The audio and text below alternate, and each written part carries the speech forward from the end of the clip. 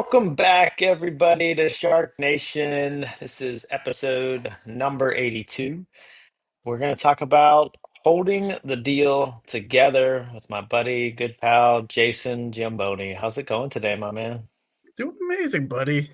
We usually do this during the week.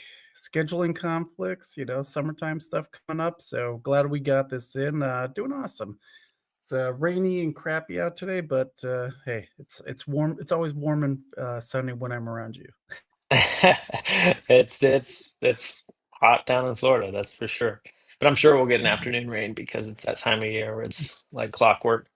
Um, Hold on. yeah. Before we get started, okay, I think we got to do a little shout out to Britt. You got all the nice swag going on here. I mean, she's amazing.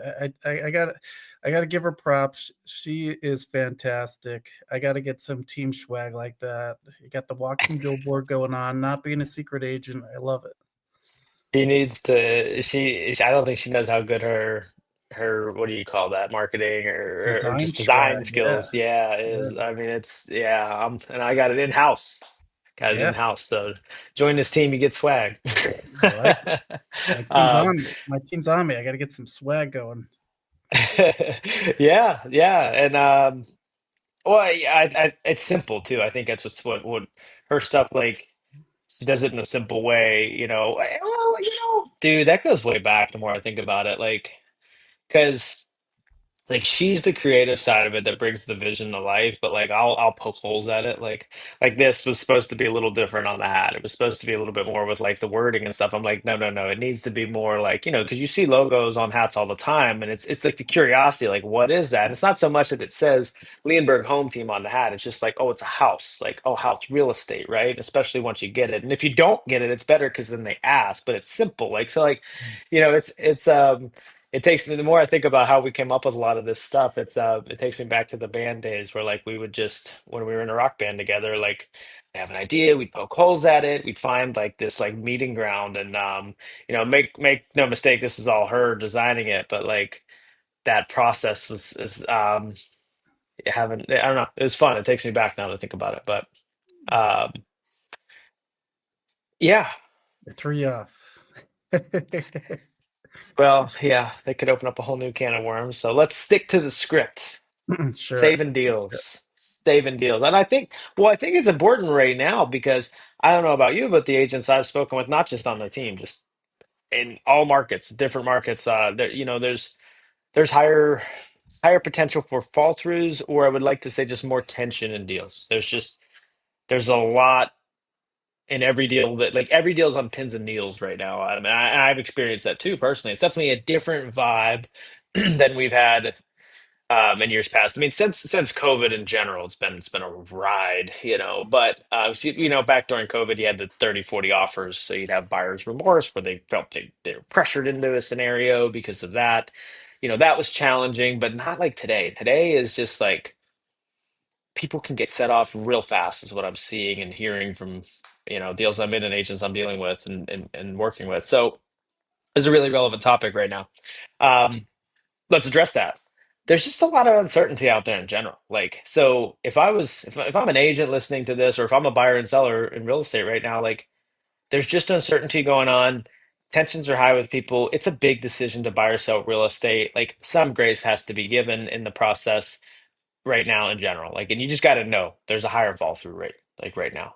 Uh, that said, I've always prided ourselves here in like holding deals together. I think we've done a really, really good job at that. I know we're above like a 90 something percent rate at hold. Like we're really, really I've solved some scenarios personally that I just still look back on. I'm like, I don't know how the hell we made it out,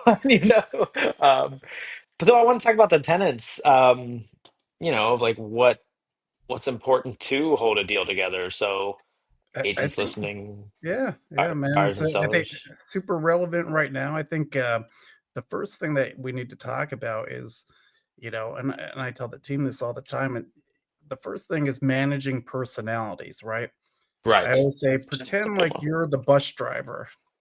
And on your bus, you have a bunch of passengers. You have your buyer, you have your buyer's family, you have the seller, you have the seller's family, you have the lender, you have the inspector, you have the appraiser, you have all these different personalities. You have the other agent, you have the other broker, all these different personalities on the bus, right? Think about a family dynamic. Not a lot of people always get along. Sometimes people think they have to be right all the time. Sometimes, right, just managing all that personalities, because we're all trying to get to the same location. We're all trying to get to the same destination, right? We all want to make it to closing. The seller wants to sell their house. The buyer would like to buy that house. Why do we make it so much conflict when we're just trying to help them accomplish their goals? But sometimes you're driving the bus and you get a flat.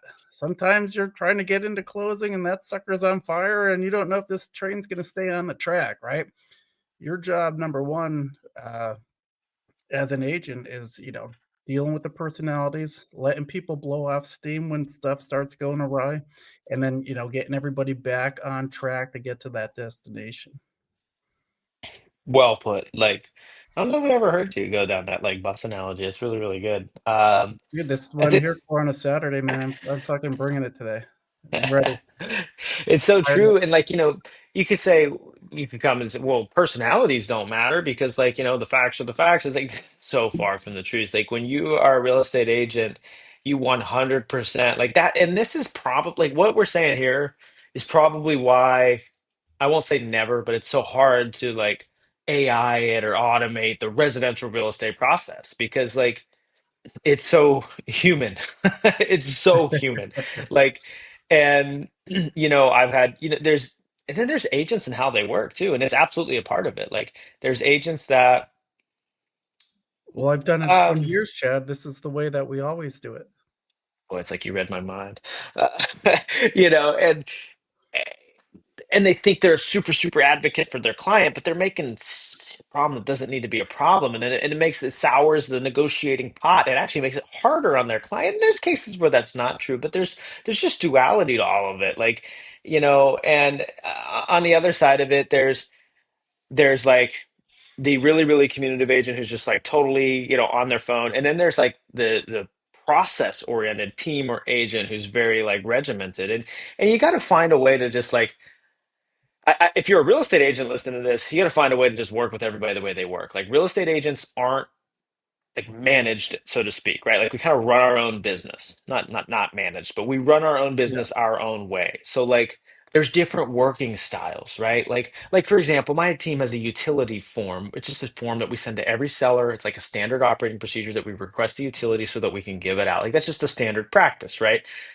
Some teams don't have that and it's fly by night, or not teams, but agents, right? So like and here's the deal, like it's okay. Like that agent might, get it from them and like make sure and verify better than this little sheet that we hand out, right? And it all works. Like people have different ways of managing it, but like you have to, if you're a buyer's agent, for example, and there's a process for that listing agent. Like they're like submit using this. Like we don't use dot loop. Like we currently use dot loop. We're actually switching to DocuSign, but we currently use dot loop. If I see a listing agent says do not send through dot loop, I'm gonna respect that because I want like why am I gonna cause friction up front when I for my client, right? When they said don't use dot loop, like like I'm bringing I want no friction. Like, well, I don't need to have friction over a piece of software. Let's just download the freaking docs and email the thing. How hard is that, right? Like, so part of this is like I think as an agent is like have a process, but like be amenable to and respectful of other agents' working process and transaction coordinators. Does that make sense? Like where For I'm going sure. with all that? No, no, it's so good. And I think, in order for a deal to close, it all starts with the offer,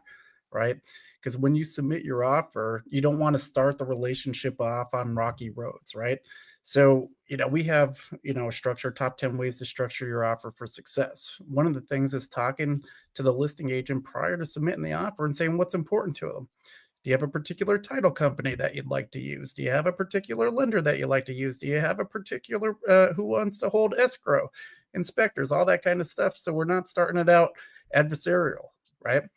And then when we submit the offer, well, at first it starts with the showing, right? How many times do you not put the showing in correctly? Hey, we want you to use showing time or some other service, and you're calling and texting them, right? And then they have to tell you how to show the house, right? Don't start off with conflict because then you're already starting off the relationship with the other agent on the bad foot, right? Same thing with Oh, submitting your offer. If they tell you that they want it, and we want one PDF with all the docs in there, so it's not you're puking 500 PDFs, and now I'm trying to figure out what your offer is. You're starting off the relationship with conflict.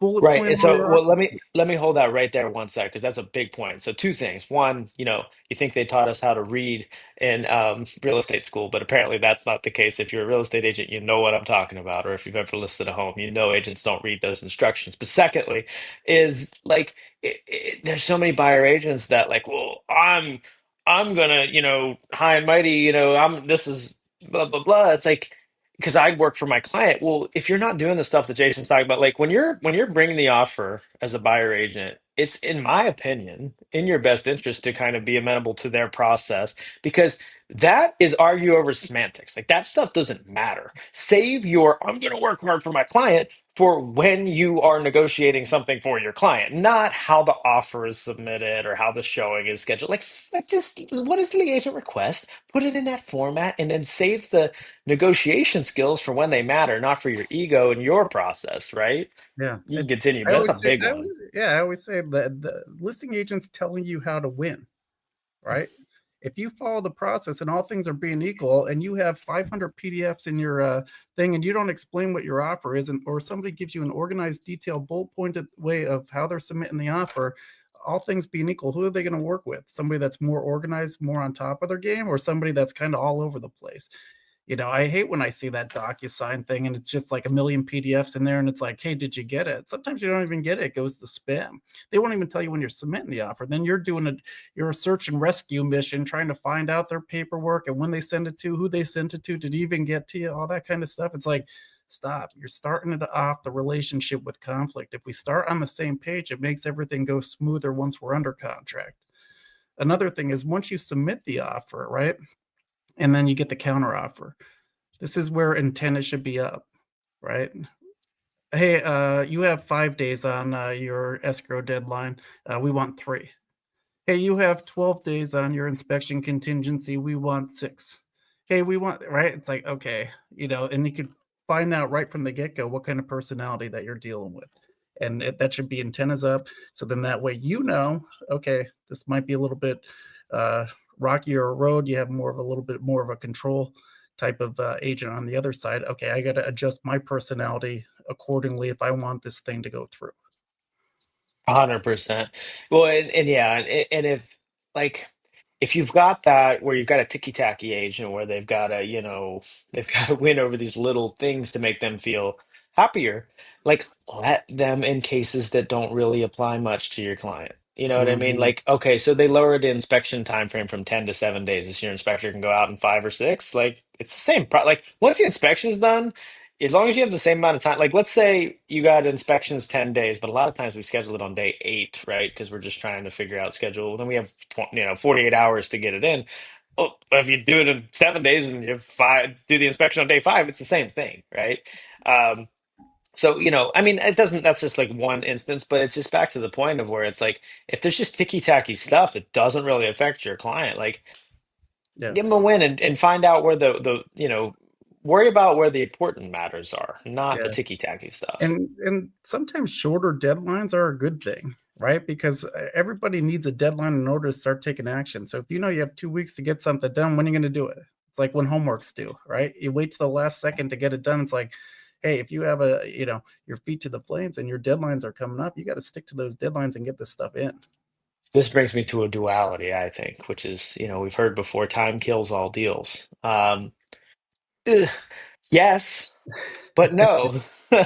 Like, I told, in most cases, I'd probably say that I'd default to that statement. But I've also had deals where it's like the more time goes on, the more invested people get in, and they see themselves moving in. So I'm not saying you should be dragging your feet on something so that happens, but um there's I've this is one of those ones where I've been in certain scenarios where time has been helpful to hold the deal together.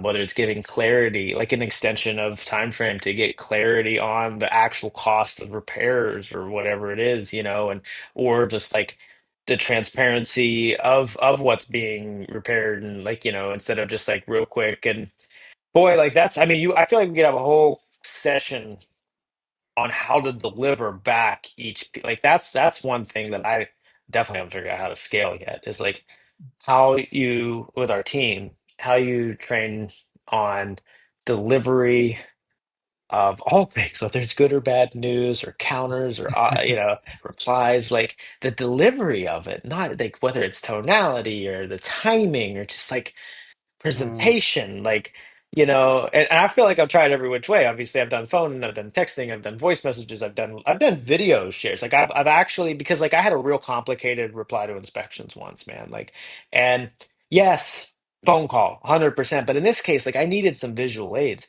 Dude, I recorded my screen with the inspection report up and like explained and just, and then I called the agent, hey, heads up, this was a little bit complicated, so I just felt it was best to explain this with the report. Even, in this case, I checked with the buyers first, but share that with your sellers because we wanted to explain that we're not like out of left field what we're asking for here, but it's hard to understand. So like use technology to your advantage in this process. I certainly do. for Um, sure. No, that's gold. Like you said, text, the message could be miscommunicated, and then you're starting off with conflict again. So always a phone call to explain exactly what's going on. And like you said, time kills all deals, but you know what else kills all deals, dude? Uncertainty. When you have a reply to inspection and you say, hey, I just want, A, B, C, and D fix, it's like, well, how much is that going to cost? The seller doesn't know. The buyer's not sure. They see the inspection report and, the roof's leaking. And everybody's like, oh, shit. Well, is this going to be 25,000? Is it going to be 5,000? Is it going to be 500? So if you get a number, if you get certainty around that, that helps move the needle with all deals. Because if I have my contractor go up there, they give a formal quote, licensed contractor, and it says it's going to be $500, and now it's like, okay, the roof repair is $500. That's it. It's like, okay, it's peace of mind for the buyer. They know that they don't have to replace the whole roof. It's only a small fix. It's peace of mind for the seller where they're not like, oh, you're not just throwing out random numbers. So if you're not sure how much it's going to cost, get a number to the problem. It's the biggest thing that you could do because then you could say, hey, our reply to inspection, we want 10,000 off. Why? Here's 5 quotes for X, Y, Z, and D, and that's why we're getting up with that number. So then that way, when you're making it easy to explain to the listing agent to explain to the seller why. Here's the quote for the problem. Here's the inspection report pointing back to the problem. Here's how much it's going to cost to do that. That's why we're asking for this amount. We're not just pulling numbers out of our ass. Dude, like the last 5 deals I was through, like the buyer agents, like where was that? Like Yeah. first off, a couple things. One, when you're a buyer or buyer agent, you're submitting your reply, and if you're vague in your response, like seller to do X, Y, Z, see report, like there's a lot of interpretation on what is said on that inspect. Like you be specific. Like why not say seller to fix outlets with a licensed electrician, outlets number one, two, and three by putting a new outlet in. Like be very specific. I don't know. I'm coming up with stuff off the top of my head, but like be very, very specific, right? Yeah. Um, I had some HVAC issues with one where like it was just like seller to fix HVAC according to the inspection report. Well, okay, so there we had to put a diffuser in basically to like give some more, like there was condensation going on in there. So that was done, and it from the HVAC contractor had a line that said this unit is operating per manufacturer's specs. Now that's it. But the buyer wanted something a little different. Well, you didn't ask for that. Like so if you're a buyer asking you for the seller to make repairs and you're not being specific, you're leaving it up into interpretation, and you better read through that. And then on the other side of it, it's like if you want it done your way in a certain way, maybe you should ask for a credit, pending it's something that can be done after and closing. But like if you want your contractor in your way and you want to, maybe you should ask for credit so you can do it, and then back to Jason's point, finding out what things cost. Like if you're a buyer agent, you can go through a little bit of that legwork up front, part of your buyer's due diligence. That definitely streamlines the process and would have helped about 3 or 4 of my last couple deals. ChatGPT, what the average costs are at least. Google it. Call a couple of your vendors and ask. Have them go out if you're still within the inspection period. Like it really doesn't take that much effort. And it's amazing what we just said there, like how much I watch agents just throw it out there, let like throw the shit at the fan and just see what happens. Like get some clarity, get some specificity, right? And be aware that, each side is, like a seller's going to find the cheapest way and the buyer's going to find the most expensive way. So be specific. Yeah, and like you said, clarity is kindness, right? So when we have our reply to inspection report, it starts with two things. One, we want to be very specific with the issue, repair or replace plumbing, and then we go right back to the inspection report, 1.2.3, whatever it says there. So then that way it's a visual for the listing agent to go back, get that number, and this is the problem that we'd like fixed, right? So being clear on exactly what you're talking about is huge. Also, when you're talking to your contractors or vendors and they're going out there and taking their time, throw them a bone, give them the business if they're going to go out there and quote, or throw them a gift card for coming out there and taking out their time. So they'll be more likely to go out there and quote some of the stuff. Because, like you said, sometimes these deals fall through and they wasted their time going out there to quote it out or whatever. So everybody's good. But number one, man, it all starts back with communication with your buyer. We want to explain the whole process up front. What's going to happen? Here's your only one and only time that we're going to be able to ask for stuff during this deadline period, right? You can't, once we ask for it, we can't say, okay, well, now we want you to do this. Now we want you to do that. This is it, right? So we're on the same page. This is the stuff that's most important to you, right? And then when you're going over that and reviewing it, you don't want to be nickel and diamond, because if you have a loose handle and you have something that's like a big expenditure, if you're the seller, you're going to look at the report and say, well, what am I going to do? The cheapest shit. I'm not going to do all the expensive stuff. The more stuff that you put on there, you're doing your buyer a disservice. Some of this stuff we could get cleared up for a couple $100. Let's hit the big ticket items. So Yeah. communication is key with your buyer before you even submit all that stuff. And the inspector you work with, if you regularly are doing that, like that's super, super important. It's important two ways. Like there's a duality in this. Like you can have inspectors that don't put enough period, like they just don't, they're not doing anybody any favors because they're just like kind of like slapping a sticker on it, so to speak, right? But you can have inspectors that either over explain or are too technical or don't even know, like haven't lifted a hammer before. I've had many inspectors like that where it's like, well, this grading doesn't face the northwest southwest quadrant. Of like there was some wild shit on this like landscaping thing, and I was like, what in the hell are they even talking Yeah, about? And it's national like, geographic. yeah, so find an inspector who is thorough. You definitely don't want to have an inspector who isn't thorough, but explains things in a proper way. Like, yeah, this X, Y, and Z. Like there was I always forget what the part is, but they're like on the roof is like a thing that always came up, and it was like a $20 part at Home Depot. You know what I mean? Roof Like cap, the chimney cap. that it like the perma boot or whatever. I don't even know. I'm terrible. It's in Pennsylvania. We dealt with a lot, and our inspector would always, hey, this came up. By the way, this is just a $20 part at Home Depot. I'm noting it on the report. You know, and then the final piece is we often use inspectors that use Spectora. It's a software, and there's red, orange, and I think blue colored things. Like red are like things that need, like those need to be done. There's going to be orange on every report. Most of the time they're not as serious, but they might need addressed. And blue are typically pretty informational.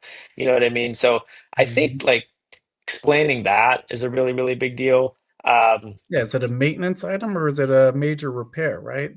And when you're talking to your inspectors, it's like kind of like when I'm talking to my wife. It's not what I say, it's how I say it, right? And explaining things to the buyers that way too. It's very important, right? It's like, well, like you said, this boot is routing off on and could possibly cause leaks on the in your roof. It's like, oh man, this is like the worst thing ever. And it's like, okay, well, it's a $20 fix at Home Depot. It's like that's where I go back to clarity is kindness, because if you put a dollar amount to the problem, then everybody's like, oh, okay. But the uncertainty is going to kill the deal. If they think, oh man, I don't want a leaky roof when I buy this house, it's going to ruin the whole house, and I don't have $30,000 to put a new roof on or whatever it is, So $20 fix, bang. yeah, I mean, we had one where there was, insulation that had moved basically, and we had a licensed roofer come out and make some of the roofer repairs, and then they fixed the insulation. They just like relayed, like it was like it like moved basically, so they relayed it right. And you know, we had hey, we need a was it a licensed insulation contractor to like, do you know there's no such thing as like Yeah. as like so like watch what you're asking for. Like make sure it makes sense. Like that's another one. Like you could just I watch a lot of things but they just write, they but here's the main thing I want to get to because I want to give some substance if any agents or I guess any for sale by owners, buyers and sellers listening to this. It's life. I've said this a lot. If you've been around me, you've definitely heard this before, but ABC. When you've got a tense scenario in front of you, if you're an agent guiding someone through it, or if you're just navigating anything in life, like pick option A, option B, option C, like lay out what those three options are. So like in the case of like a large repair, let's say it's 20 grand, right? Hey, seller, option A, you could just pay the whole thing, 20 grand, right? Option B, we could try to split it with them. Option C, say pound salt buyers, you got to pay for that, right? My recommendation, this is where the agent comes in. My recommendation, I think option B, maybe even a little bit more towards your side because like this is something that's a little older. You should maybe so option B, it's half and half, but maybe like 12 grand, right? You should pay towards it. Like I don't know. That's what I think would be the best to hold this together. What do you think? So you give option A, B, C, right? Hmm. Most beneficial to this party, most beneficial to this party, kind of in the middle. Give your opinion on what you think is the best course forward, and then shut up and see what they think. Yeah. Like, It's and not, that's you're the just, most important. yeah, you're Like, just the guide. It's their home purchase. It's the biggest purchase in most people's life, right? So you want to be able to explain it, right? Here's your three different options. One, we could walk away, get your deposit back as long as you're within your deadlines. Number two, you could accept it as is in the inspection report. Or option three, like you said, we can negotiate for some of these repairs that's bigger ticket items. What out of the report that you reviewed, what's most important to you? Right? And then, kind of like I said, most people are going to realize that there's going to be some negotiation period. Most people are going to realize, and like I said, if you go back and you explain the process, right? I've never seen a blank inspection report, Chad. Just so you know, when you get it, it's going to be filled with pictures and stuff. You might think it's real scary. It's going to be like 60 pages full, all this stuff. Most stuff are common maintenance stuff. You know, if there's it's big not ticket pass or items, fail. yeah, it's not pass or fail for sure. It's status of everything, Yeah, And you're paying new 750. construction doesn't pass or fail. Like there's marks on new construction inspection reports, Yeah, which yeah. is super important as a buyer, by the way, if anyone's watching this or an agent, inspecting new construction with a third party inspector is super, super crucial. Oh yeah. Um, and then pro tip, if you're doing new construction, we often recommend our inspector to go out definitely before drywall because what our inspector will do is actually give you a 3D like Matterport scan of the entire house before drywall's in so that you can locate like later on you want to put in something in the wall where you'll know there's an electrical line or there's a plumbing line there. You have a 3D scan of your house before drywall. So it's a super big value add, to have. So that's another pro tip for new Pro construction. tip. I like that one. Um, but I think the most like when somebody said this to me, I forget who it was, like early on, it was like no one ever died because of a real estate transaction. Um, and I think that's important to to remember, two sides. I mean, if you're in the transaction as a buyer, seller, or an agent, like yeah, like this too shall pass. Like you know, take it step by step, one thing at a time. But if you're an agent and you start getting a couple deals at a time, it's one of the most common things I see have people exit this business or they can't handle real estate is because they feel the weight of multiple people's very large negotiation decisions all at once. And like, hey, here's the thing, control what you can control. When you're in that transaction, yeah, give it your all. Like, when you're talking, like, yeah, like, 100%, but like, this is your job. It's not your house, your life, your decision, blah, blah, blah. Do the best job you can to guide, like, give all the pieces and do that. And then when it's done, like, move on, worry about something else. It sounds simple, like, oh, it's easy to say, but like, this is such a big deal. And I've watched some great agents, people who are really, really good, get out of the business because they can't let it stay in the transaction. They leave, they Mhm. stay up at night, and the more deals you add, I mean, some of them can't handle the weight At the same time, I think it's the best thing you can do because you're forced to not think about one or two big deals, like, big negotiations at all times. So one of the other solutions might be go get more deals so you're not, one out of one deal falls through, that's 100% of your income that just fell through. So if you Yeah. want to, I want to service my clients well, good, you should go get more deals so that you're not tied to the outcome of that, to your personal gain, right? You're focused on how to get the result because you've got nine other deals going on. So now it's 10% of your income. So like more deals is going to help you have a full cup to be able to pour into others, if that's, the lens you're viewing this through. So that a lot of things I said there, but like that's a really big deal when it comes to agents and staying in this business and the stamina they need. Yeah, for sure. I mean, unfortunately, some agents have commission breath, right? And they need to keep these deals connected. So then that way, your paycheck's tied to it because we only get paid if the deal closes. So you want to have, like you said, as many deals that you have going on. So then that way, one deal that falls through won't affect the way that you come across to your client. Because if they think that you're looking out for the seller and you're not looking out for their best interest and all that, and you're just trying to close it because you want to get paid, like that's not a good thing. At the end of the day, it's up to them. All we're here to do is guide them and give them all the information that they need so they can make the best informed decision what's best for them and their families. Sometimes it's not going to work, and that's good. On to the next one, right? It's fine. We wanted the house to be a blessing, not a curse. And if it's not the one, and the inspection report is a dog or whatever, then it's time to get out and find them something better. This isn't the one for you, Chad.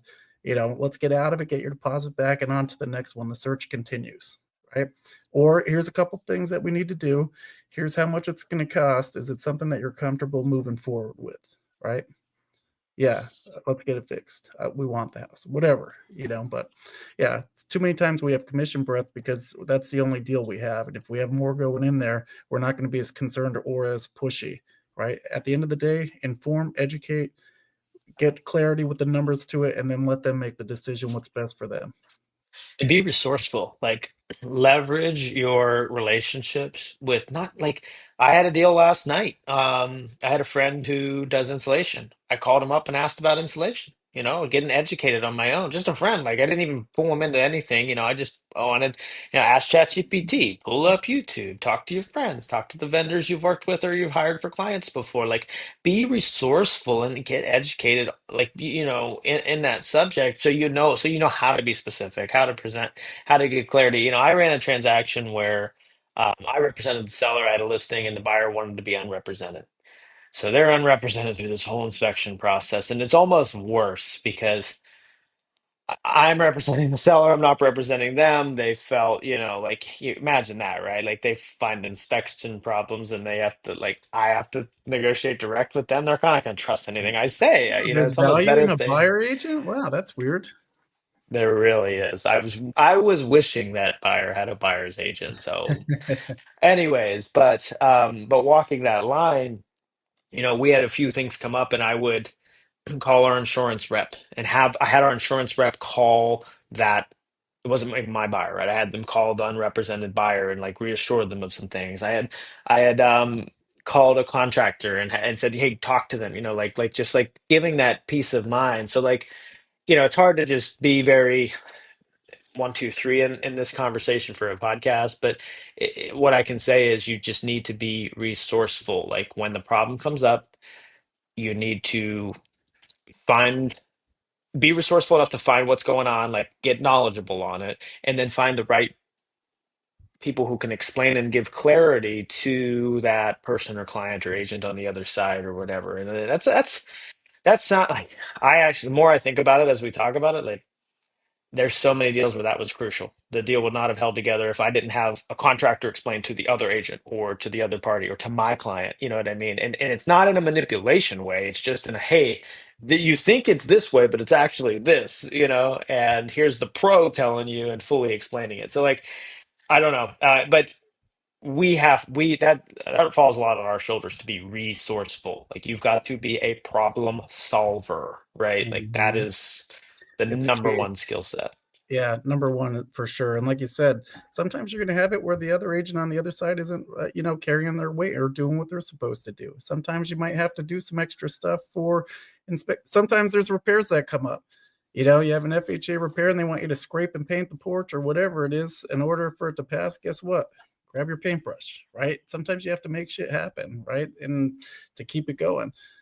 Because if it doesn't happen, then it doesn't close, and then you're back to square one. So sometimes, like you said, being resourceful, getting people out there, who having people that can help you solve these problems, contractors, electricians, plumbers, handymen, lenders, lawyers, all this kind of stuff that comes up on there. You need all these tools in your tool belt because shit is always going to come up. And if you don't have those resources available to you or somebody that does, you're going to be scrambling all the time. And, a deal that could have been saved falls through because you just didn't have, the support staff behind you.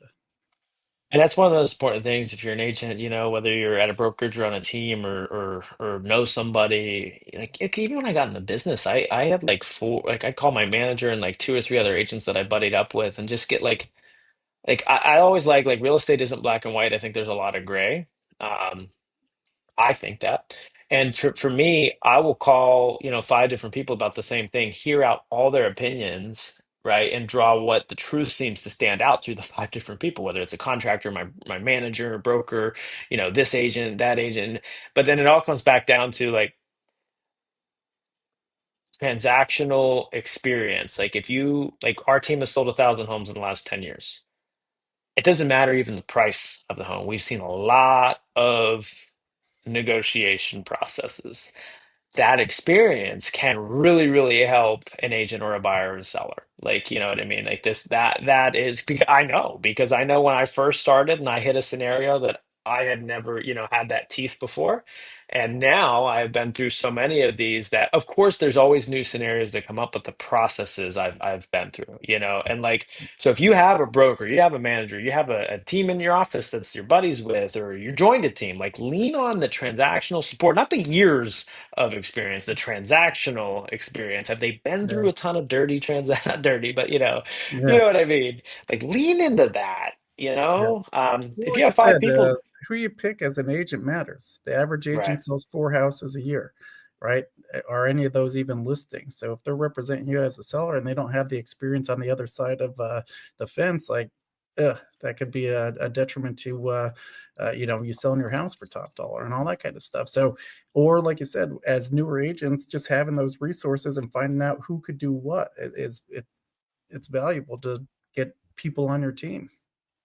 That's one of the hardest things to articulate to people, I feel, because it's real. Like it's so real, but it's hard to articulate that, like, yeah, if you're selling 5 houses a year, what if none of those had problems? Because it's fair. I mean, you can have a couple that, I mean, I have smooth deals that just, it all goes smooth. Okay, so then it's like life. If you haven't had any rough things, you haven't probably found those lessons yet. So you want somebody who's been chewed up and spit out and made it through and overcome some hard situations, right? And even if you're a new agent, if you have five agents that have done 100 deals in their life, one's a manager and a couple are agents or something like that, you have 500 deals of transactional experience to draw on. Like you should, like you don't need to walk out of the door with it. You can join a team, you can find somebody, but having having people who have gone through the fires and come out of them is super, super important in your corner. Early on, for me, I just called whoever it took to find that, and then now, we leverage our team's experience for our team members so that they have that because I know how valuable it was to me. Yeah, just different benefits of joining the team, like you talked about, to help accelerate that learning curve and get people in their corner. And who do you need to do for this and that? Very valuable. Well, let's get through inspections. Let's talk about financing. The house doesn't appraise. Now what? Yeah, so many factors there, right? Um, Depends on the loan type. First off, if there's government loans that might stick on for what's it, 6 months or something like that, or 4 or 6 months, something like that, depending on the type. Um, so first question is, can a second appraisal be triggered, right? Um, if not, for that loan type, like then it's just will the seller make the difference or not? Like there's a scenario where it's just super simple fact finding, right? That buyer can't do any other loan other than that type. That appraisal sticks on that for 6 months on that house for that loan type. It's not conventional. Conventional, you can get a different appraisal. It's down to one question: will the seller come up or come down? To the new appraisal price. Now, Well, if it real, is, yeah, I go mean, ahead. real quick, like just so people know, like say that you have a purchase price at 200,000. that you're under contract for. If the house appraises at 250, the seller can't go back to the buyer and say, "Well, now we want 250. That's how much it's worth." So that's in the buyer's favor. But if the house appraises at 190, now it's like, okay, the bank's only going to loan on what the bank says it's worth. So if the bank says it's worth 190, then we have a $10,000 appraisal gap, right? So how are we going to meet that? There's a couple different ways that you could do it. One, you could, as agents, right, instead of being confrontational or adversarial, it's like, hey, we're on the same team. What comps did you use to try to show that that house is worth 200,000, right? Let's run new comps and see what they used in the appraisal report to see if there's houses that could justify that, or what comps they used, and see if we could not argue, but dispute the appraisal to see if they could use some of the other comps to help justify that price and get it back up Question. to 200. Have you ever done that and gotten an appraiser to change? No, they don't change. The ego comes in that case for appraisers where it's like, well, this was my number, and that's what I'm Yeah. sticking by. Now, I have had many transactions back to the point of making sure that it's not a government loan, though, where we either just switch lenders, even we've just switched lenders to trigger a new appraisal. Mhm. Yeah. And then it appraised. It's magical how that happens. So it's like my one word of advice is like absolutely you got to go through it. Like if you're there, you got to dispute if you can. But like my successes of that, like there's just not many times that it's won. Because I think there's ego attached to, hey, I gave this number. I've had them adjusted a few grand, but Mhm. not Yeah. like to the big gaps. You know what I Yeah. mean? And to be clear, I've had them where I've had appraisers come into the number and it was 15, 20 grand off, and we've gotten a different lender on the same transaction, same everything, and then it appraised, Yeah. like so I had one that these was 100 grand off. 100. 100. Yeah. I'm I don't know like, if I I've go had one. back to the loan officer. I'm like, dude, what is this? I'm like, this is crazy, and they, we showed comps to help justify it, all that kind of good stuff. They wouldn't change it. It was insane. That's wild. You know, yeah, it always boggles what always boggles my mind with appraisers. We used to have one in particular that would always do this is like when they come like 3 grand off or 4 grand. It's like like the purpose of an appraisal is to make sure that the bank isn't lending on something out of reach so that they don't go underwater. Okay. Do you think 3 grand is making the difference for that bank? You know what I mean? Like it's so frustrating that I Yeah. I could write a book on stupid things like that. But yeah, and I think. Appraisal is another scenario. Well, and here's the one point I want to make. Appraisal, inspection, offers, all of the above. If you're an agent or a buyer, seller in a transaction, you got to remember there are two sides to everything, right? And you can make arguments for appraisals in each party's favor, for inspections in each party's favor, and offers, right? You can just like here, and it's so easily seen in like a roof that's older, right? Whatever that is to you, whatever that age is, if it's 15 or 20, whatever. It's like, but it's not leaking. It is functional. On the buyer side, it's like, yeah, but it's near the end of its life. If it's a 20 something year, I don't know, whatever, right? Or, it depends, right? It's at the end of its life. The seller could say, yeah, but it's not a problem. Like, Yeah. so you got to remember, you can argue things from both sides Mhm. um, in And like you almost said, every just like we are talking about with the scenario. appraisals, put your shoes in, put your feet in their shoes, right? So a $200,000 appraisal comes back at 190 for the seller. It's like, no, they just lost 10,000 bucks, right? How do you think they're going to feel about it? For the buyer, it's like, well, we still want this house. How are we, now we can't, the bank's not going to loan that extra 10 grand, and we don't have that. Now, what do we do, right? So put yourself in both shoes. And like I said, how do we work it out so it's fair and for everybody? But I think having these conversations before you list a house or before you start showing houses to a buyer is super crucial. Like I just had a listing appointment yesterday, and we just explained the same exact thing.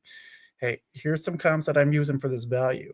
The bank's going to send out a third party person. I'm not going to know. We're not going to know what comps they're going to use for this valuation. If it comes in higher or lower, here's what happens. If it comes in higher, we can ask for more. If it comes in lower, we could help try to dispute it or whatever. Most likely not going to happen, right? And then we have to either come down to that or try to find either a cash offer or another appraisal or whatever. Yeah, and I had one where we had an offer, and seller wanted to counter pretty low because she just wanted to move it. And I had said, hey, reminder, we've got to go through inspections and appraisal. And those are the two main humps. Like those, and of course, there's other things that can go wrong, but the two main humps are inspection process and appraisal process.